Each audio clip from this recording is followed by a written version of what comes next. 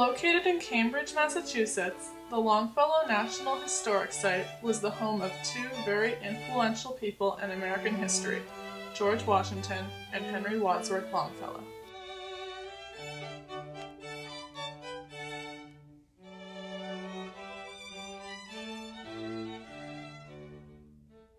The house was built in 1759 by John Vassall Jr. He was a Loyalist and was forced to flee to Boston with his family in 1774. In 1776, following the British evacuation of Boston, he left for London.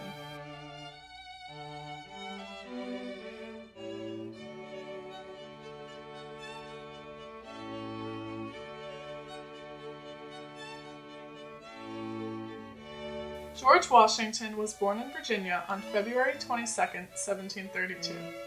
Having had only a small amount of schooling in his youth, he gained much of his intelligence from his half-brother Lawrence.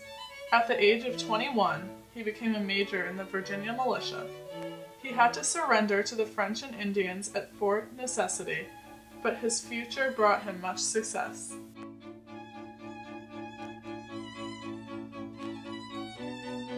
George Washington used the Longfellow House as his headquarters during the Siege of Boston from July 1775 to April 1776. The view of the Charles River from the front windows made it a prime location. From this house, he instructed Benedict Arnold to send troops to Quebec, and he sent Henry Knox to retrieve the cannons at Fort Ticonderoga.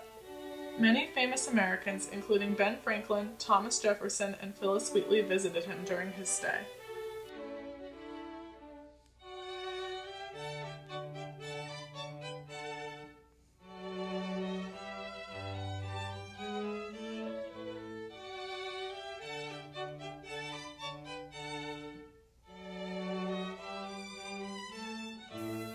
Nathaniel Tracy, a privateer during the war, lived in the house from 1781 to 1786.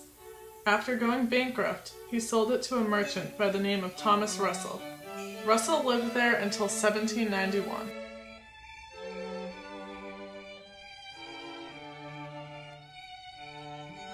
In 1791, Andrew Craigie bought the estate.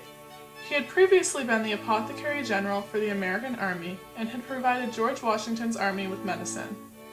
He added an addition to the house and had kept the gardens up nicely, causing him to fall deep into debt. After his death in 1819, his wife Elizabeth opened the house to boarders, one of whom was the famous poet Henry Wadsworth Longfellow.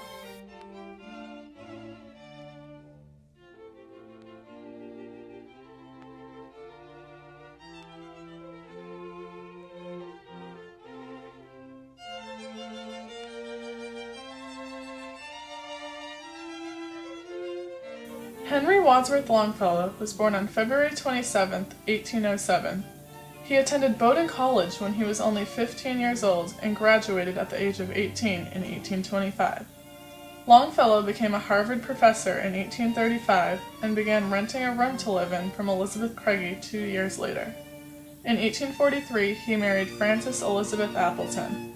Her father, Nathan Appleton, began the Industrial Revolution in New England, and he gave Henry and Fanny the Longfellow house as a wedding gift. The couple had 6 children.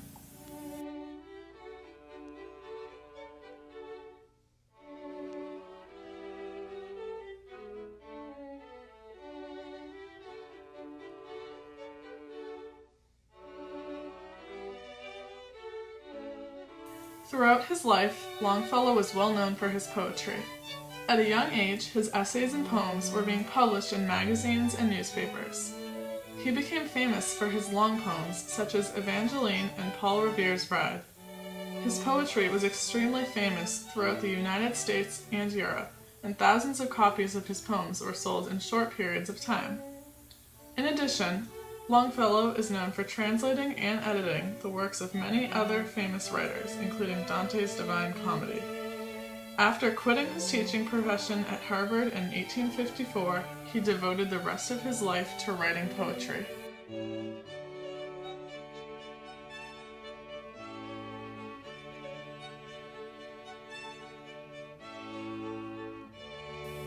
After Longfellow's death, his children continued to live in the house. In 1913, they established the Longfellow House Trust in order to preserve it and to open it to the public. It was donated to the National Park Service in 1972.